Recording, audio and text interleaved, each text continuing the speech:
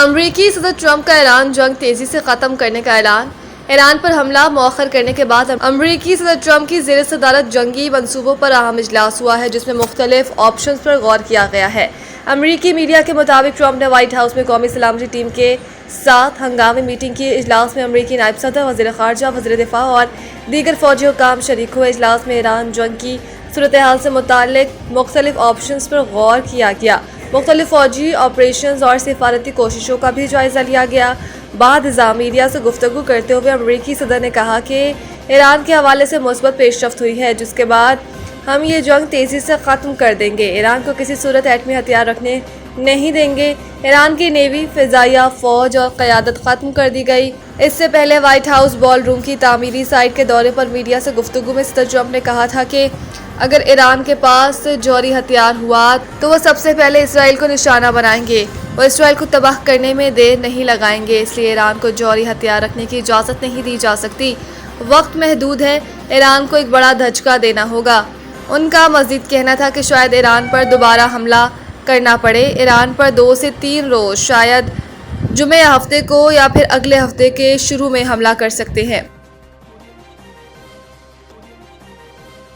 Iran की America को दोबारा जारहियत पर सख्त कार्रवाई की वार्निंग। अपने बयान में ईरानी वज़ीर ख़ारजा अब्बास अराग़ची ने कहा कि अगर ईरान और अमेरिका के दरमियान दोबारा जंग शुरू होती है तो ईरान मज़ीद अमेरिकी तैयारों को तबाह करने के लिए तैयार है। उनका कहना था कि ईरान की मुसल्लह अफ़वाज पहले ही इस बात की तस्दीक कर चुकी है कि वो जदीद तरीन F-35 लड़ाका तैयारे को भी निशाना बनाने की सलाहियत रखती है। हमने जो सबक सिखाया है और जो तजुर्बा हासिल किया है, इसकी बुनियाद पर अगर दोबारा जंग हुई तो इसमें कई मज़ीद हैरत अंगेज नताइज सामने आएंगे। अब्बास अराग़ची ने अमरीकी कांग्रेस की रिसर्च सर्विस की एक हालिया रिपोर्ट का हवाला देते हुए कहा कि इसमें खुद अमरीकी कांग्रेस ने तस्लीम किया है कि अरबों डॉलर मालियत के दर्जनों तैयारे तबाह या नुकसान का शिकार हुए हैं।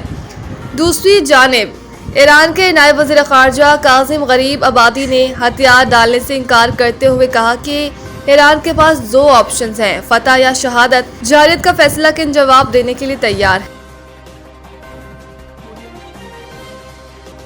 सना यूसुफ कत्ल केस, अदालत का तफसीली फैसला जारी। 27 सफ़हात पर मुश्तमिल फैसला एडिशनल डिस्ट्रिक्ट एंड सेशन जज अफजल मजूका ने जारी किया, जिसमें कहा गया है कि इस्तग़ासा ने 2 चश्मोदीद गवाहों की शक्ल में मुल्ज़िम के खिलाफ भरपूर शवाहिद पेश किए। मुल्ज़िम के फिंगरप्रिंट भी मकतूला के घर से मिले। फैसले के मुताबिक मुल्ज़िम से इस्तेमाल होने वाली गाड़ी और पिस्टल भी रिकवर हुई। मुल्ज़िम ने मुलाकात न करने पर 17 साला मासूम लड़की का कत्ल किया।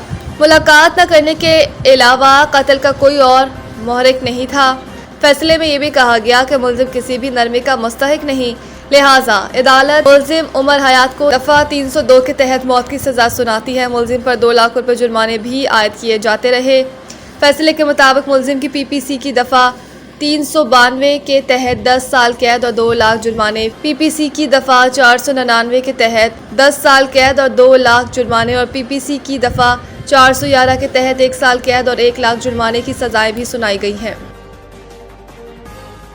सच्चाई और हकाइक पर मबनी बयानिए की जंग में पाकिस्तान की जीत का भारत से भी एतराफ़। भारत के साबिक deputy national security adviser Arvind Gupta ने भी एतराफ़ किया है कि पाकिस्तान का बयानिया कामयाब हो चुका है। इनके मुताबिक पाकिस्तान ने कई रिहाइयों से अपने मौक़िफ़ को मुनज़्ज़म अंदाज में पेश करने पर मुसलसल काम किया है, जिसके बायस उसे सिफारती सतह पर कामयाबी हासिल हुई।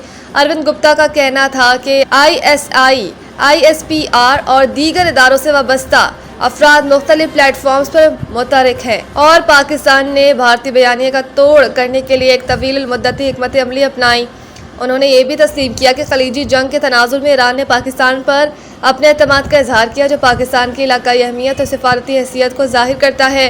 माहिरीन के मुताबिक जब खुद भारत के साबिक आला सिक्योरिटी हुक्काम अपने बयानियों पर शकूक व शुबहात जाहिर करें तो उस पर सवालात उठना फितरी अमर है। तज्ज़ियाकारों का कहना है कि भारत ने आलमी सतह पर अपने अमूमी तासुर पर ज़्यादा तवज्जो दी, जबकि पाकिस्तान ने मौसर सफारतकारी के जरिए अपने मौक़िफ़ की सच्चाई को उजागर किया। पाकिस्तान और बांग्लादेश के दरमियान सिलेट के मकाम पर जारी दूसरे टेस्ट मैच के आखिरी दिन में बांग्लादेश को जीत के लिए 3 विकेटें दरकार थी, जबकि पाकिस्तान को कामयाबी के लिए 121 रन की ज़रूरत थी।